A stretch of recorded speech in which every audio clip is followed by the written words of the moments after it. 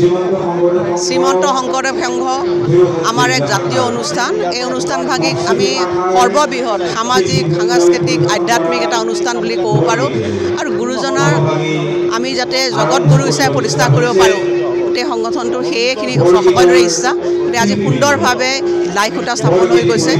আজি মূল অধিৱেশন হ'ব, আশা কৰিছোঁ যে অতি সুন্দৰভাৱে ৰাইজৰ সহযোগিতাত, ভকত বৈষ্ণৱসকলৰ সহযোগিতাত এই অনুষ্ঠানভাগি অতি সুন্দৰভাৱে সফলতাৰে অনুষ্ঠিত হ'ব, তাকে কামনা কৰিছোঁ। অভূতপূৰ্ব পৰিৱেশ সৃষ্টি, অভূতপূৰ্ব মানে এইটো নহয়, ইতিবাচক দিশত অভূতপূৰ্ব। ইমান সংখ্যক মানুহ গোট খাইছে, 94 সংখ্যক বাৰ্ষিক অধিৱেশন শ্ৰীমন্ত শংকৰদেৱ সংঘৰ, জাত বাদ নিৰ্বিশেষে সকলো মানুহ ইয়াত উপস্থিত হৈছে। আজিৰ তাৰিখত আধ্যাত্মিক পৰিৱেশ এটা বৰ প্ৰয়োজন হৈছে। মানুহৰ মাজত, বিশেষকৈ যুৱকসকলৰ মাজতো এটা কেতিয়াবা হতাশাই গ্ৰাস কৰে।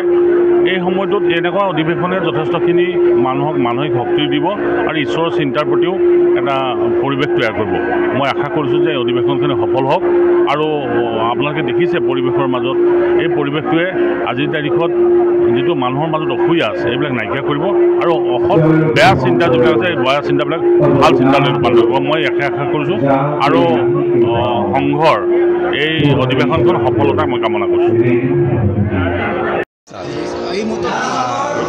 মোটামুটিকৈ আজি আপোনালোকে জানে যে 94 সংখ্যক বাৰ্ষিক অধিৱেশন অহা বছৰ মানে 2025 খ্ৰীষ্টাব্দৰ 6, 7, 8, 9 এই 4টা কাৰ্যসূচীৰে হ'ব।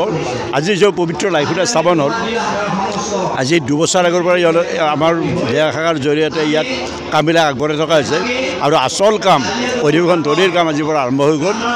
এমাহ পিছতে আপোনালোকে দেখিব ইয়াত নামঘৰ প্ৰতিষ্ঠা হৈ যাব আৰু 2 মাহ পিছত আপোনালোকে দেখিব এখন বৈকুণ্ঠপুৰীত পৰিণত হ'ব, সুসজ্জিত এখন নগৰলৈ পৰিৱৰ্তন হ'ব। আৰু ইয়াত জাতি বৰ্ণ ধৰ্ম সম্প্ৰদায় নিৰ্বিশেষে সকলো দল মত, সকলো জাতি উপজাতিৰ মানুহবিলাক শ্ৰীমন্ত শংকৰদেৱ সংঘৰ নেতৃত্বত ওচৰৰ জিলাবিলাকে ইয়াত সহযোগিতা কৰিছে।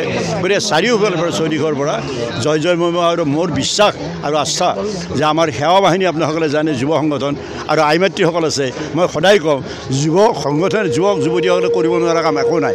তেওঁলোকে যে হাইড্ৰোজেন দিছে আৰু আইমাতৃসকলে যে হাইড্ৰোজেন, এই দুটা মহাশক্তিৰ মিলনত গোটেই কথাবিলাক সহজে যাব আৰু আমাৰ গোটেই এই অনুষ্ঠানটোৱে প্ৰাণ পাই উঠিব আৰু সৰ্বাংগ সুন্দৰ হ'ব বুলি মোৰ বিশ্বাস। আৰু পূৰ্বৰ সকলো অভিলেখ ভংগ কৰি 94 সংখ্যক অধিৱেশনে যোৰহাট জিলাক গোটেই যোৰহাটবাসী ৰাইজক জিলিকাই তুলিব বুলি মোৰ আত্মবিশ্বাস আছে। কৃষ্ণ শংকৰ। 90 সংখ্যক বাৰ্ষিক অধিৱেশনত মই উপস্থিত থাকিবলৈ ভাল পাইছোঁ। আপোনালোকে দেখিছে আমাৰ অজন্তা বাইদেউ ইয়াত উপস্থিত আছে, পদাধিকাৰ উপস্থিত আছে, হাজাৰো সংখ্যক ভক্ত, অনুগামী, শুভাকাংক্ষী সকলো আজি উপস্থিত আছে। এটা ভাল পৰিৱেশ সৃষ্টি হৈছে। এই সময়টোত আধ্যাত্মিক চিন্তা চৰ্চাৰ বৰ প্ৰয়োজন হৈছে। এই আধ্যাত্মিক চিন্তা চৰ্চাই মানুহৰ মনত শান্তি, সম্প্ৰীতি, বন্ধুত্ব সকলো সৃষ্টি কৰিব। আৰু শংকৰদেৱ সংঘৰ অধিৱেশনবিলাক আপোনাৰ দেখা যায় যে সকলো ঠাইতে এটা সফলভাৱে ৰূপায়িত হয়। মই আশা কৰিছোঁ যে যোৰহাট জিলাৰ আতিথ্যত অনুষ্ঠিত হোৱা এই অধিৱেশনখনিয়ে মানুহক স্পৰ্শ কৰিব আৰু মানুহৰ মাজত আধ্যাত্মিক চিন্তা চৰ্চাৰ লগতে ভাতৃত্ববোধ আৰু বন্ধুত্ব এই সকলোবিলাকৰ লগতে আধ্যাত্মিক চিন্তা চৰ্চাক এটা ভাল পৰিৱেশ তৈয়াৰ কৰিব। মই ইয়াকে কামনা কৰিছোঁ আৰু সফলতা কামনা কৰিছোঁ।